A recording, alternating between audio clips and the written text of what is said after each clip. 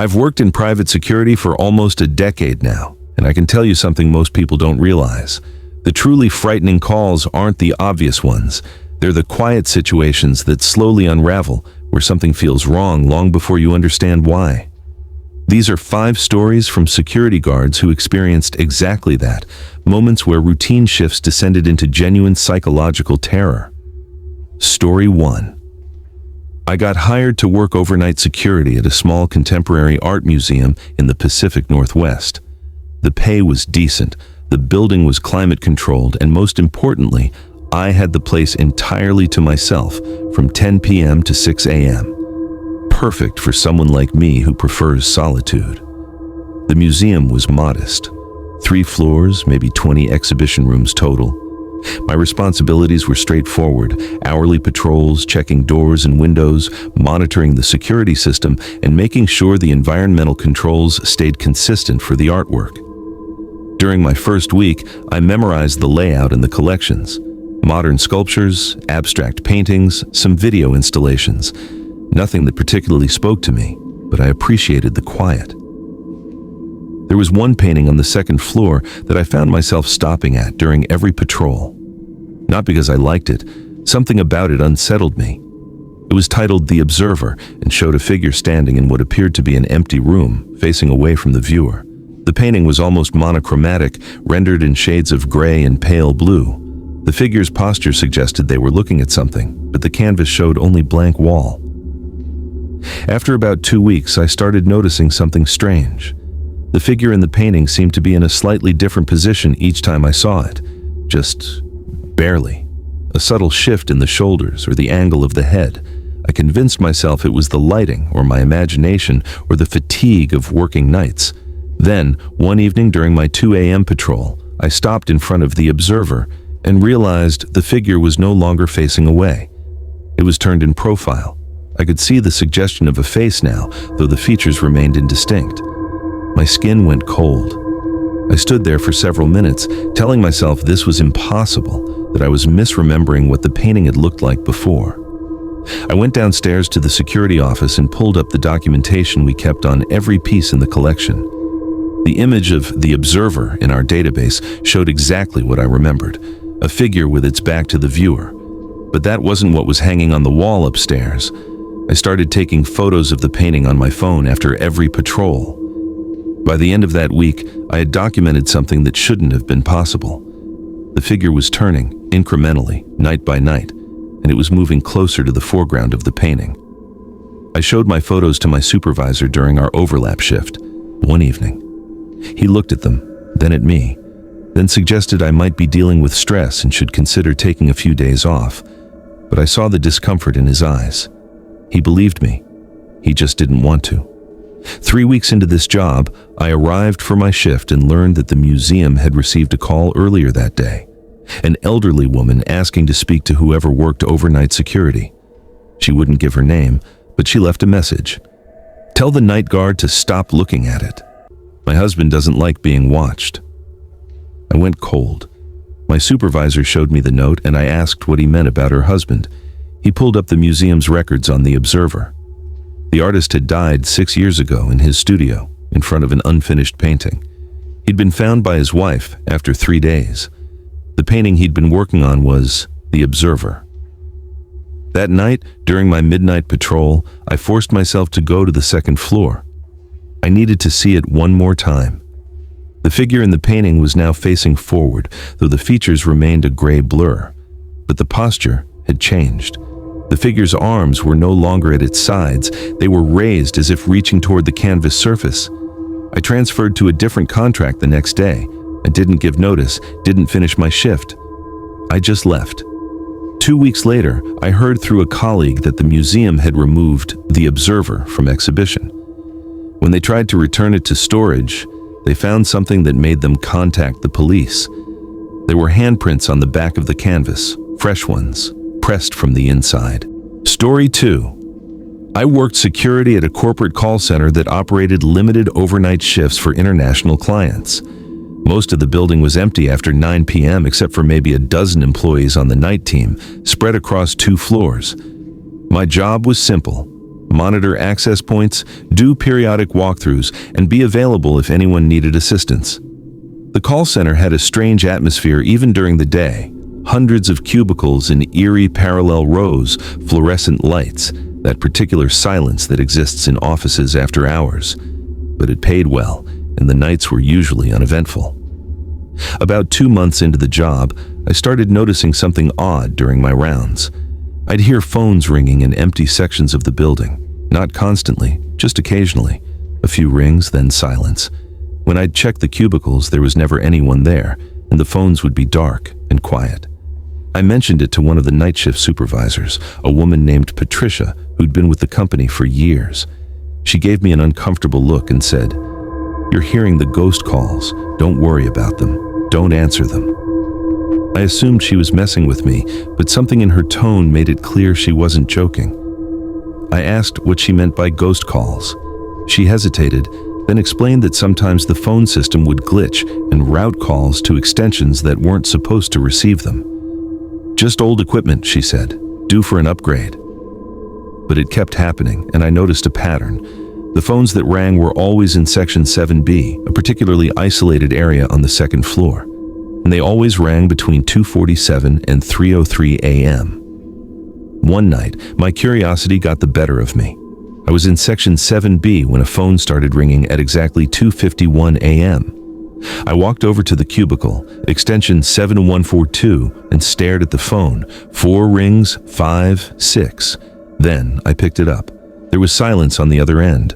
Not dead air. I could hear something, a faint ambient sound like distant traffic or wind. Then a voice spoke, quiet and measured. "Why are you still there?" I felt my throat constrict. "Who is this?"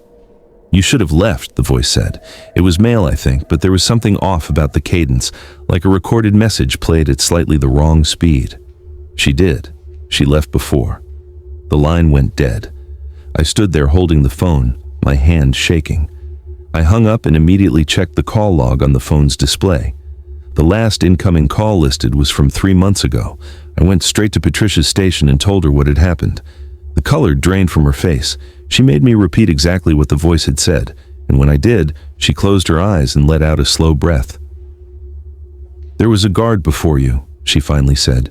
"Woman named Caroline. She worked here for almost a year. She started reporting the same things you're reporting. Phones ringing in empty sections, strange calls. Then about 4 months ago, she started acting paranoid. Said someone was watching her. Said the calls were about her. I asked what happened to her. She disappeared," Patricia said quietly. "Never showed up for her shift one night. They found her car in the parking garage, keys still in it, her jacket and ID badge on the front seat. Police investigated, but there was nothing. No signs of struggle, no evidence of foul play. She just vanished." I felt sick. "Did she ever answer the phones?" Patricia nodded. "That's when it started getting bad for her, after she answered." Over the next week, the calls became more frequent and more specific. They started coming to different phones following my patrol route. I'd walk past a cubicle and it would ring the moment I passed. I stopped answering, but the calls continued, and the messages on the voicemail system started appearing, messages that were somehow left on extensions that were supposed to be inactive. I listened to one of them using the system administrator access. My supervisor stood next to me as we played it through the computer speakers. The voice was the same as the one I'd heard that first night. She understood eventually. "You will too. There's no way to leave once you've answered. The building keeps what it calls for." My supervisor immediately contacted the company's IT department and the facilities manager. They did a complete audit of the phone system and found something disturbing. Extension 7142, the first phone I'd answered, had been permanently disconnected 4 years ago after an employee at that desk had suffered a fatal medical emergency. A heart attack, sudden and unexpected. The phone system showed it had been deactivated in the hardware. But the call logs, the deep system logs that tracked every connection, showed that extension 7142 had been receiving calls continuously for 4 years. Hundreds of them. All from an external number that, when traced, led to a disconnected line at a psychiatric facility that had been closed in the 1990s. I quit that same night. I didn't even finish my shift. I turned in my badge and walked out. As I left the building, I heard phones ringing throughout Section 7B, a cascading wave of sound that followed me to the elevator. 3 days later, my supervisor called me. He sounded exhausted. "We've hired a new night guard," he said. "Started yesterday. This morning we found something on his desk, a note he'd written to himself during his first shift." He paused and I heard paper rustling. It says, "Received call at extension 70142, 2:53 a.m. Male voice asked why I was still here. Did not respond. Need to report this." He left that note, and then his voice cracked. His car is in the parking garage, keys on the front seat, jacket and ID badge. I moved to a different city 2 weeks later. I work day shifts now, and I will never work overnight security again. But sometimes, late at night, my cell phone will ring from a blocked number. I never answer, because I know what the voice will say. It will ask me why I'm still here, and I don't want to know what happens if I can't answer that question. Story 3. I got hired for what seemed like a dream security job at a pharmaceutical research facility. The pay was almost twice what I'd been making at my previous position. The benefits were excellent, and the work seemed straightforward.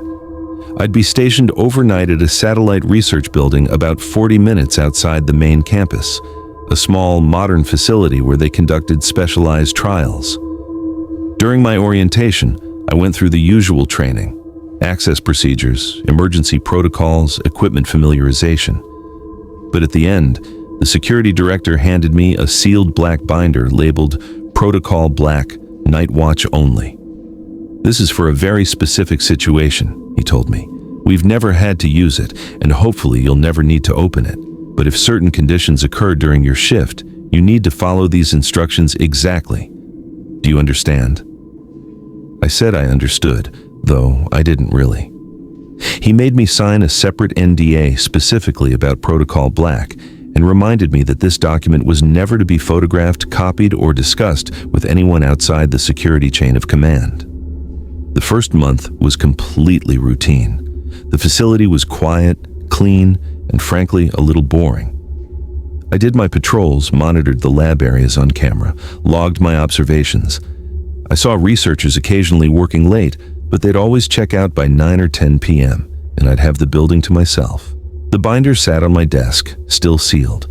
I was curious, but the NDA and the serious way the director had presented it made me reluctant to open it without reason. Then, exactly 5 weeks into the job, something happened during my shift that matched the criteria listed on a card taped to the front of the binder. Open Protocol Black immediately if all laboratory access lights show green simultaneously for more than 30 seconds, and primary communications fail, and backup communications fail within 5 minutes. I was monitoring the security board when every single lab access light switched to green at exactly 1:33 a.m. Not sequentially, simultaneously. All 47 lab rooms showing green access status, which should have been impossible because it meant every magnetic lock in the facility had been simultaneously disabled. I grabbed my phone to call my supervisor. No signal. I tried the landline. Dead. I checked the computer. The network connection had dropped. Backup cell service through the facility's booster, also down. My hands were shaking as I broke the seal on Protocol Black and opened it. The instructions were printed on black paper with white text, and they were disturbingly specific. Protocol Black, containment failure. Scenario Phase 1, immediate. Do not attempt to restore communications. Do not investigate the laboratories physically. Proceed immediately to Security Station A, basement level. Lock yourself inside using the manual override. Activate the red panic button. Do not use radio. Activate button only. Phase 2. Wait. Remain in Security Station. A monitor cameras only. Do not open the door for any reason. Do not respond to voices outside the security station. Do not trust video feeds after 60 minutes. They may be compromised. If anyone approaches the security station door, do not engage them verbally. Phase 3, critical. If lights in the facility begin cycling, on, off, on, immediately disable all monitors. Sit in darkness and count to 600, 10 minutes. Do not turn the monitors back on until receiving physical verification from response team. The response team will identify themselves by sliding a specific challenge coin under the door, photo included.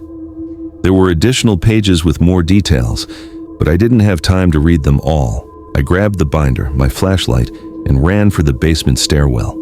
Security Station A turned out to be a reinforced room I'd never accessed before, requiring a key that had been in my welcome packet but never explained.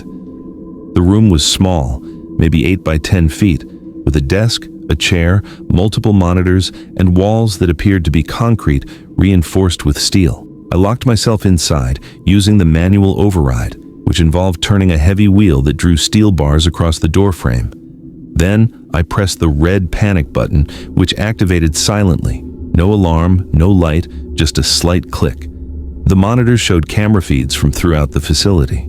Everything looked normal. Empty corridors, dark laboratories, quiet office spaces, but all the access lights were still green. Then, I saw movement on the third-floor hallway camera, a figure in a white lab coat walking slowly down the corridor. I watched them approach one of the laboratory doors and go inside.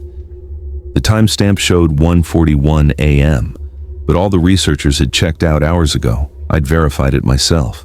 I watched the cameras more carefully now. There were people in the building. Multiple people, in fact, walking through the laboratories, standing in corridors, sitting at desks. Some wore lab coats, some wore business attire. They moved naturally, purposefully, as if they belonged there. But they absolutely did not belong there. The building had been empty. At 2:27 a.m., one of the figures walked directly up to a camera on the second floor and looked into it, looked directly at me. It was a middle-aged man with graying hair and glasses. He stared into the camera for almost a full minute, his expression neutral, before walking away. My heart was hammering. I checked the other feeds. More figures were appearing now in increasing numbers, dozens of them filling the corridors and rooms. Some were interacting with equipment, others were simply standing, motionless. At 2:43 a.m., 3 figures approached the basement stairwell, the one that led to Security Station A. I watched them descend the stairs, moving with strange synchronization. They reached my door and stopped just outside it. I held my breath. One of them knocked. A polite, professional knock, then a woman's voice. "Security? We need to access the backup systems. There's been a malfunction. Can you open the door?" I remembered the protocol. Do not respond to voices outside the security station. I stayed silent. The knocking continued, more insistent now. Multiple voices joined the first. "We need you to open this door. There are people trapped in the labs. We need your help. Please, this is Dr. Chen. I have authorization. Open the door." "You're making this worse. Open the door now." I kept watching the monitors, my hands clenched. The figures outside my door were multiplying. 5, then 8, then more than a dozen, crowding the small space outside Security Station A. At 3:17 a.m., the lights throughout the facility began cycling, on, off, in a rhythmic pattern. I immediately shut down all the monitors as instructed and sat in complete darkness. I counted to 600, listening to the muffled sounds of movement outside the door, voices calling to me, offering help, demanding access, pleading, threatening. I counted slowly, forcing myself to focus only on the numbers. When I reached 600, I stayed in darkness. I couldn't bring myself to turn the monitors back on. I sat there in silence for what felt like hours. Eventually, I don't know how much later, I heard different voices outside, official sounding, radio chatter. Then something slid under the door, a challenge coin with a specific emblem exactly matching the photo in Protocol Black. The response team was here. When they finally opened the door, I was brought outside to multiple emergency vehicles, hazmat teams, and at least a dozen people in protective gear. The sun was rising. I'd been locked in Security Station A for almost 7 hours. My supervisor was there, along with the security director and several people I didn't recognize. They debriefed me carefully, asking specific questions about what I'd seen and what I'd done. They seemed relieved that I'd followed Protocol Black exactly. I asked what had happened, what those people in the building were, what containment had failed. The director looked at me for a long moment, then said, "There was no containment failure. The protocol is a psychological screening. We needed to know if you could follow instructions under stress even when they didn't make logical sense." I stared at him, confused. Those people I saw on the cameras, pre-recorded footage, he interrupted, looped feeds. The access lights were manually triggered. Communications were jammed intentionally. This was all a test. But I saw something in his eyes that contradicted his words, and I noticed the hazmat teams were still sweeping the building, their equipment detecting something. I was given 3 days off with pay and told not to discuss what had happened with anyone. When I returned to work, there was a new sealed black binder on my desk. This one was labeled Protocol White. I quit the next morning. 6 months later, I saw a news story about that pharmaceutical facility. They'd shut it down permanently, citing structural concerns. But in the background of the news footage, as they showed the exterior of the building, I could see figures in the windows of the 3rd floor, standing motionless, looking out. Story 4. I took a security position at a mid-sized hotel in downtown Minneapolis. One of those places that had been renovated multiple times, but still retained its early 1900s bones. The overnight shift was straightforward. Monitor the desk, do periodic floor checks, respond to guest concerns, and ensure the parking garage stayed secure. The hotel had 10 floors, about 200 rooms, and usually ran around 60 to 70% occupancy on weeknights. I worked midnight to 8 a.m., and most nights were predictable. A few drunk guests to assist, occasional noise complaints, and the rare actual security concern. My supervisor, a woman named Margaret who'd worked at the hotel for nearly 15 years, gave me a peculiar piece of advice during my first week. If a guest calls the front desk and says there's a problem with the overnight manager, tell them you'll look into it and call me immediately. Don't try to handle it yourself. I asked what she meant. I was the only staff member in the building most nights, aside from the front desk clerk. Who was this overnight manager? Margaret's expression became carefully neutral. There is no overnight manager, she said. That's why you call me if someone mentions one. She wouldn't elaborate further, which I found strange, but not particularly alarming. Hotels have their quirks and their strange policies. I figured it was some kind of code for a specific type of problem guest. 3 weeks into the job, I got a call at the front desk around 2:45 a.m.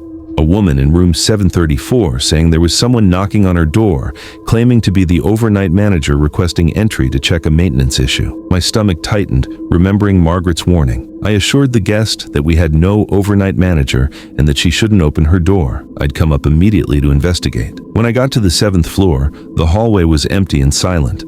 I knocked on 734, and the guest, a businesswoman in town for a conference, opened the door with the chain still attached. "Did you see anyone out here?" she asked.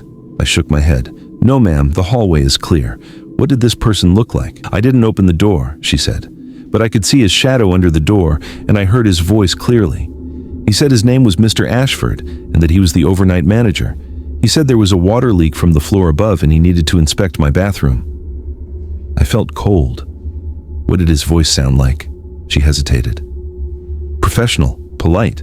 But something felt wrong about it. I can't explain why, but I didn't want to open the door. I checked the entire 7th floor, including the stairwells and elevator lobbies. Nothing. I filed an incident report and called Margaret, even though it was 3 a.m. She answered on the second ring, sounding alert. When I told her about the call from 734, she was silent for a long moment. "The guest heard the name Ashford?" "Yes." Another pause. "I'm coming in. Don't let anyone else on the 7th floor until I get there." Margaret arrived within 40 minutes and brought with her a file folder I'd never seen before. We sat in the back office and she opened it, showing me old newspaper clippings and hotel records from 1987. "Richard Ashford was the overnight manager here," she explained. "Back before we automated most of our systems, we had actual management staff on every shift. He worked here for 6 years, well-liked, professional, reliable." "What happened to him?" "He died," Margaret said quietly. "In the hotel, room 734. My blood went cold. "He was doing a routine floor check," she continued, "and found what he thought was a maintenance issue. A guest had reported a smell of gas. He went to investigate and entered the room. There was a gas leak, a faulty valve on an old heater. He tried to shut it off, but something sparked. The explosion killed him instantly." I stared at the newspaper clipping. There was a photo of Richard Ashford, a man in his mid-40s wearing the hotel uniform, smiling professionally. "Since then," Margaret said, "we get reports every few months, always on the 7th floor, always the same description. A man identifying himself as the overnight manager, asking to check rooms for maintenance issues. He only appears to guests, never to staff. Why didn't you tell me this before? Because most people work here for years and never experience it, she said. I didn't want to prime you with expectations. But now you know. If anyone reports him, you follow the same protocol. Verify they're safe, check the floor, and call me. Under no circumstances do you try to interact with him. Has anyone ever seen him? Margaret nodded slowly. Twice. Both times staff members who didn't know the protocol tried to confront him. One was a security guard in 1993. The other was a front desk clerk in 2008. Both times the same thing happened. They chased the figure into the stairwell, and then they fell. Severe injuries, both of them. One broke his back. The other shattered both legs. Did they say what happened? They both said the same thing. They were following him down the stairs, and they felt hands on their back, pushing. Over the next several months, I had 3 more incidents involving the overnight manager.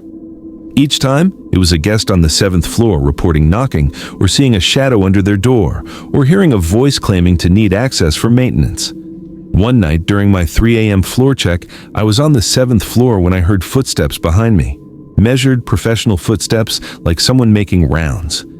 I turned around and the hallway was empty. But I heard a door close, the distinctive sound of one of our room doors shutting with its automatic mechanism.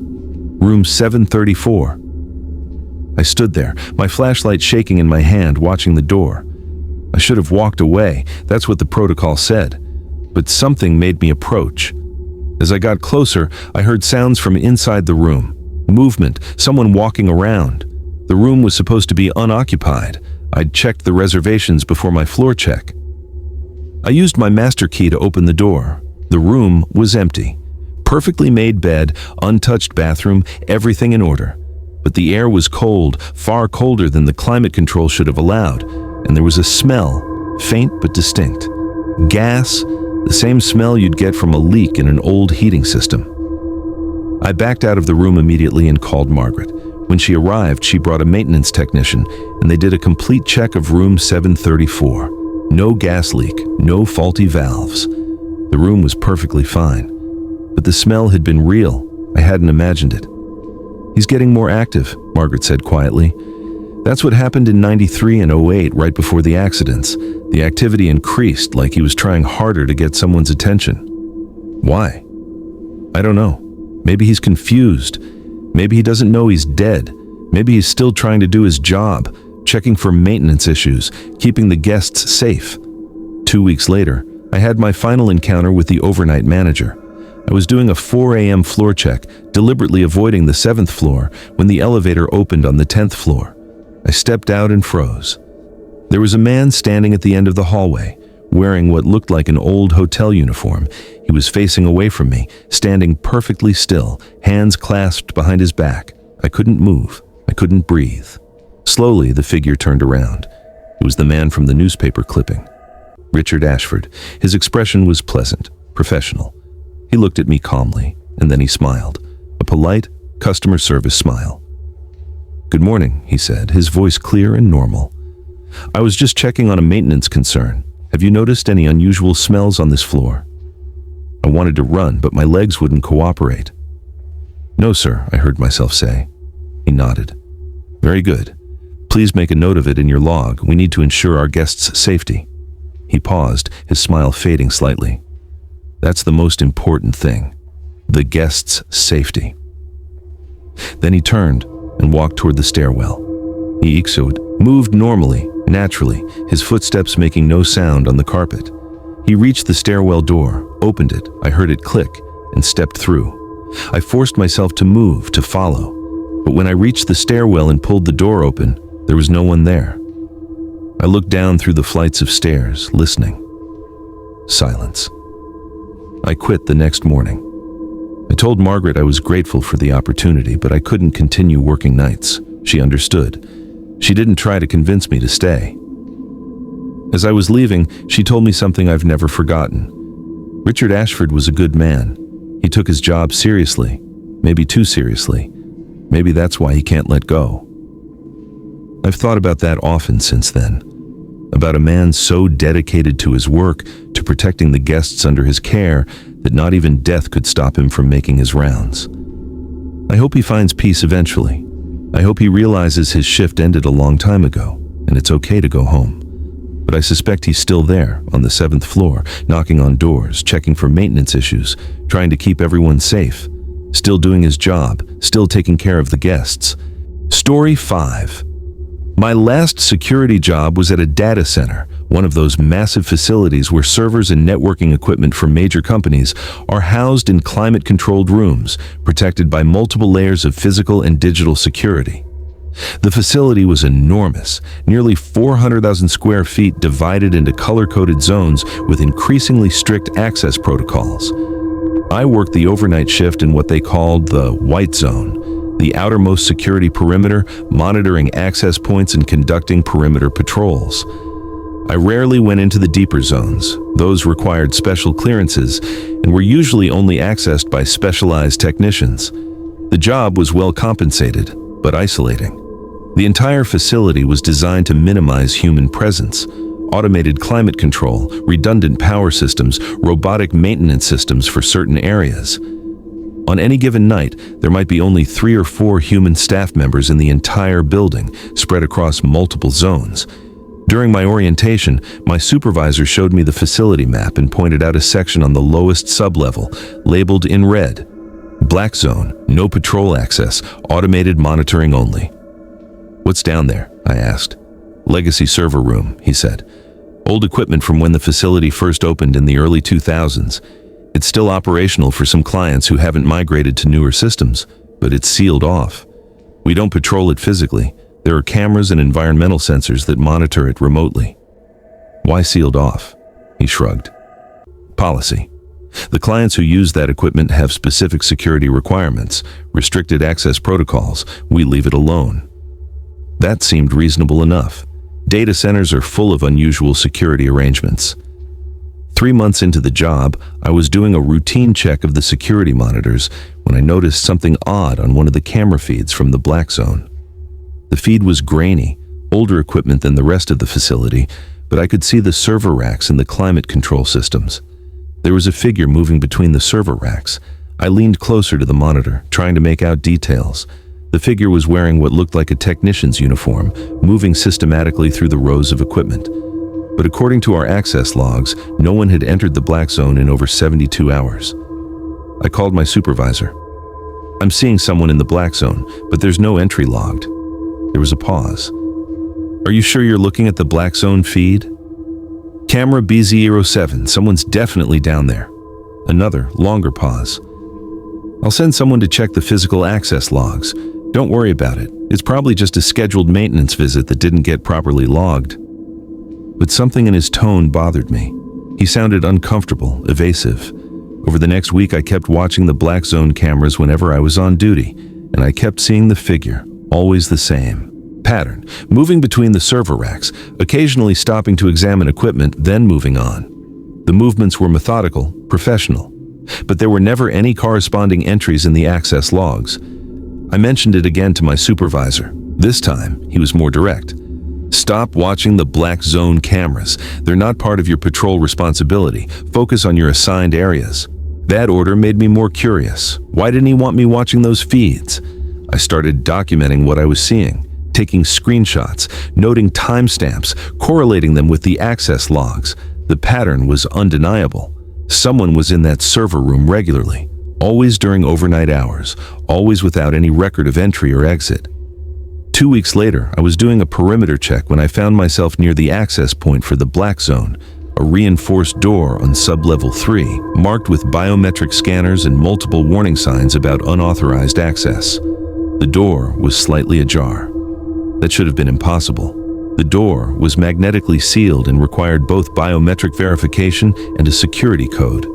It shouldn't open without authorization, and any opening should trigger alerts to multiple monitoring systems. I reported it immediately to my supervisor, and he told me to secure the door, but not to enter. He'd send a technical team to investigate. But while I was standing there, waiting, I heard something from inside the Black Zone. A sound that made my skin crawl. Someone humming. A quiet, tuneless humming, echoing faintly through the server room. I knew I should walk away. That was protocol. But I couldn't stop myself. I pushed the door open wider and stepped inside. The server room was massive, stretching far deeper than I'd realized from the camera feeds. Rows and rows of old equipment bathed in the dim red glow of status lights. The temperature was cold, much colder than the regulated areas of the facility. The humming continued, coming from somewhere deeper in the room. I moved forward slowly, following the sound, and that's when I noticed something disturbing about the server racks. They were old, yes, but they were also damaged. Cables had been deliberately cut and rearranged, panels had been removed, and on several of the servers, I saw handwriting in permanent marker, strings of numbers and letters that looked like code, or passwords, or something else. The humming stopped. I froze, listening to the ambient noise of the cooling systems, the faint electrical hum of the equipment. Then, I heard footsteps, moving quickly between the racks, coming toward me. I turned and ran. I don't remember much about the sprint back to the door, just pure panic. The sound of footsteps behind me, the overwhelming certainty that I needed to get out of that room immediately. I made it through the door and pulled it shut behind me, and this time, it sealed properly with a heavy magnetic clunk. I stood there, gasping, my heart hammering, as I heard something on the other side of the door. Knocking. Methodical, patient knocking, like someone politely requesting entry. Then, a voice, muffled through the heavy door. "The maintenance isn't finished. Please open the door. The maintenance isn't finished." I backed away from the door, pulled out my radio, and called for my supervisor with an urgency code. When he arrived, along with 2 other security staff members, he found me standing at the far end of the corridor, staring at the black zone door. "Did you go inside?" he asked, his voice tight. I nodded, unable to speak. He exchanged looks with the other guards, then approached the door carefully. He used his tablet to pull up the access logs and the camera feeds. We all watched the monitors together. The camera feeds from inside the black zone showed empty server racks. No figure, no movement. Just the static view of old equipment and that eerie red glow. "There's no one in there," my supervisor said, but I could hear the uncertainty in his voice. "I saw someone," I insisted. "I heard them. They were humming, and then they chased me to the door. They knocked. They spoke to me." One of the other guards, an older man named Derek, who'd worked at the facility since it opened, cleared his throat. "We need to tell him," he said to my supervisor. My supervisor looked like he wanted to argue, but then he nodded slowly. "Come with me." We went to a secure office on the main level, and my supervisor pulled up a file on his computer, an incident report from 8 years ago. "There was a technician who worked in the black zone," he began. "His name was Martin Reese. He was one of the original staff when this facility opened. Brilliant with the systems, he basically designed half the legacy infrastructure down there." He turned the monitor so I could see a staff photo, a man in his 30s, thin with intense eyes and a slight smile. "Martin had issues," my supervisor continued, "mental health issues that apparently escalated over time. He became obsessed with the idea that the servers in the black zone were communicating with him, sending him messages through error codes, pattern recognition in system logs, that kind of thing." "What happened to him?" Derek spoke up. "He locked himself in the black zone, said he needed to finish the maintenance, said the systems were telling him there was critical work that had to be done, and he was the only one who could do it. They tried to get him out," my supervisor added. "Cutting power, overriding the door controls. Nothing worked. He'd modified the security systems himself, and he knew every back door. He was in there for 6 days before they finally breached the door." "He was dead when they found him," Derek said quietly. "Malnutrition, dehydration. But before he died, he'd done extensive damage to the server equipment, rewired things, reprogrammed systems, left notes and code all over the place. It took months to sort out what he'd done. I felt my mouth go dry. But you said the black zone is still operational." "Parts of it," my supervisor confirmed. "Some clients refused to migrate their data, said Martin's modifications had actually improved certain aspects of their systems, even though we couldn't fully understand what he'd done. So we left it alone, sealed it off, and just monitored it remotely." "Why didn't you tell me this before?" Because 99% of guards work here for years and never have an experience like yours, he said. And honestly, we weren't sure it was real. The few people who've reported seeing things in the black zone, we thought it was stress or overactive imaginations or artifacts from the old camera equipment. But you knew it might be real. He nodded. We suspected. Yeah, Derek leaned forward. I was here the night they found Martin. I was one of the people who went in. And I'll tell you something that's not in any official report. When we found him, he was sitting at one of the terminals, and on the screen there was a message typed out. Just one sentence repeated hundreds of times, filling the entire screen. What did it say? The maintenance isn't finished. The same words I'd heard through the door. My supervisor closed the file. Look, we're going to add the black zone to the restricted areas in your briefing. You're not to go near it, not to monitor those cameras, not to interact with that section of the facility in any way. Understood? I wanted to quit right then, but I needed the job, needed the income. So I agreed. For the next month, I avoided sub-level 3 entirely during my patrols. I didn't look at the black zone camera feeds. I followed the new protocols exactly. But I couldn't stop thinking about what I'd seen and heard. Then, about 6 weeks after my encounter, something changed. I started noticing anomalies in other parts of the facility, equipment malfunctions, inexplicable errors in the monitoring systems, and cameras throughout the facility would occasionally show a figure in the background of the feeds, always distant, always partly obscured, but unmistakably there. The figure was spreading beyond the black zone. Other staff members started reporting experiences, too. Technicians would hear humming in empty server rooms.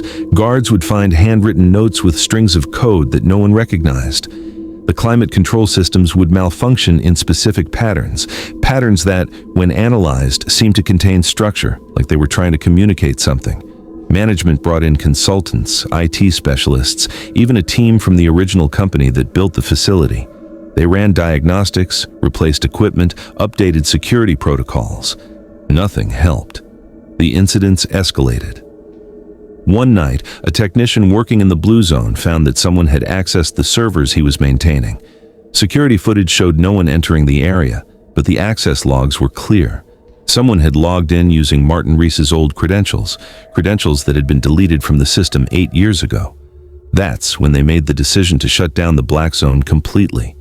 They were going to migrate all the remaining clients to new systems and physically disconnect the old equipment. I was working the night they scheduled the shutdown. It was supposed to happen at 3 a.m., overseen by a team of senior technicians. I watched on the monitors as they approached the black zone entrance, preparing to go inside for the first time in years. The cameras throughout the facility all flickered simultaneously. When they came back online, every single feed, hundreds of them, showed the same image, the interior of the black zone server room and a figure standing in the center of it, facing the camera. Martin Reese. But not as he'd looked in the staff photo. This was Martin as he'd been when they found him, emaciated, hollow-eyed, his technician's uniform stained and torn. He stared directly into every camera with an expression of desperate intensity. And then, simultaneously, every screen in the facility, monitors, tablets, phones, display panels, showed text. The same message appearing everywhere. The maintenance isn't finished. The systems require completion. I cannot leave until the work is done. Please, the maintenance isn't finished. The message repeated, scrolling faster and faster, filling every screen with those same words over and over until the letters became a blur. The technicians who were about to enter the black zone ran. Everyone in the facility evacuated. Within an hour, the entire data center was empty except for me. I was trapped in the security office, unable to leave because the door locks had all engaged simultaneously. I sat there for 3 hours, watching the monitors cycle through views of the empty facility and that one recurring image. Martin standing in the black zone, staring at the camera, his mouth moving soundlessly as if he was trying to explain something crucial that we couldn't hear. At 6 a.m., everything suddenly stopped. The screens went back to normal, the doors unlocked. The systems reset themselves to standard operation. When the day shift arrived and they checked the black zone cameras, the room was empty. But the server logs showed that during those 3 hours, while the facility was evacuated and no human could have accessed the equipment, Someone had been working on the systems, fixing errors, optimizing code, completing maintenance tasks that had been flagged as critical years ago but never addressed. The maintenance was finished. After that night, the anomalies stopped. The figure disappeared from the camera feeds. The black zone became just another sealed room full of old equipment, showing nothing unusual on the monitors. But they didn't shut it down. Management decided to leave it operational, leave it sealed, leave it alone. Because whatever Martin had been trying to do for 8 years, he'd apparently completed it that night. I worked at that facility for 3 more months before transferring to a different position, a day shift job, in a building with no basements. I've thought a lot about Martin Rees since then, about a man so consumed by his work, so convinced of its importance, that death itself couldn't make him stop. About the possibility that maybe he wasn't insane. Maybe the systems really were communicating something to him. Maybe there was critical work that only he understood, and his consciousness, or whatever was left of it, remained trapped in that server room until he could finish what he'd started. The part that haunts me most is this. If Martin's work is done, if the maintenance is finally finished, then what happens to him now? Is he at peace? Did he move on? Still down there in the black zone, running diagnostics, checking systems, forever convinced that there's just one more task to complete, one more error to fix, one more critical issue that requires his attention? Sometimes I dream about that server room, about the red glow of the status lights and the sound of humming echoing between the racks.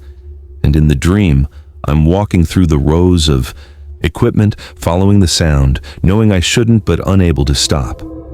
And when I finally reach the source of the humming, I see Martin there, working at a terminal, his fingers moving across a keyboard that might not even be real anymore.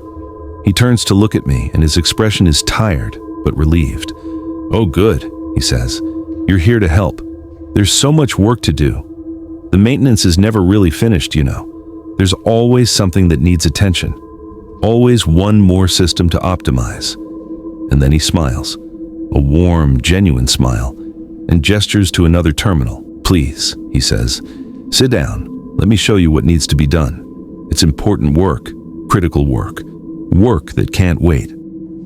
And in the dream, I find myself sitting down, my hands moving toward the keyboard, ready to help. Ready to begin maintenance that will never be finished. I always wake up before I touch the keys.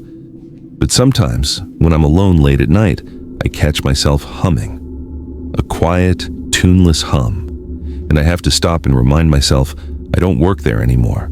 The work isn't mine to do. The maintenance isn't my responsibility. Not yet.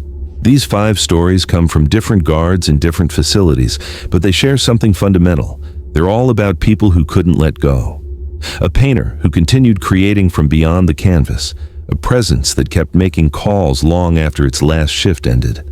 An intruder that might never have been human at all, or a test that was more real than anyone admitted. A manager who died doing his job and couldn't accept that his work was finished. And a technician whose obsession with his work bound him to a server room long after his body failed. Security work teaches you something important. Buildings remember. Spaces hold on to things, emotions, events, people who were so present in a place that they left an impression that never quite faded. And if you work alone long enough in these spaces, during those quiet hours when the rest of the world is asleep, you might encounter those impressions. You might find yourself face to face with someone or something that should no longer be there. And the truly frightening question isn't whether these experiences are real or imagined. It's what happens to all of us when our time comes. Will we be able to leave? Will we know our shift is over? Or will we become like them, trapped in routine, bound to duty, unable to understand that we're supposed to rest, that the work is done, that it's finally time to go home? If you've worked security, law enforcement, or any overnight job where you've experienced something you couldn't explain, something that still keeps you up at night, I want to hear about it. Drop your story in the comments below. The most compelling accounts might be featured in a future video, and if these stories left you looking over your shoulder, hit that subscribe button and turn on notifications. We post new true horror experiences, stories from people who've seen things they wish they could forget. Which story disturbed you the most? Was it the painting that watched back? The calls from disconnected lines? The protocol that might have been more than a test? The manager still making his rounds? Or Martin still working in that server room? Let me know in the comments, and remember, the next time you're alone in a building late at night and you hear something you can't explain, ask yourself, are you really alone? Or is someone still on duty, unable to clock out, waiting for one more person to help them finish work that can never truly be completed? Thanks for watching. Sleep well if you can.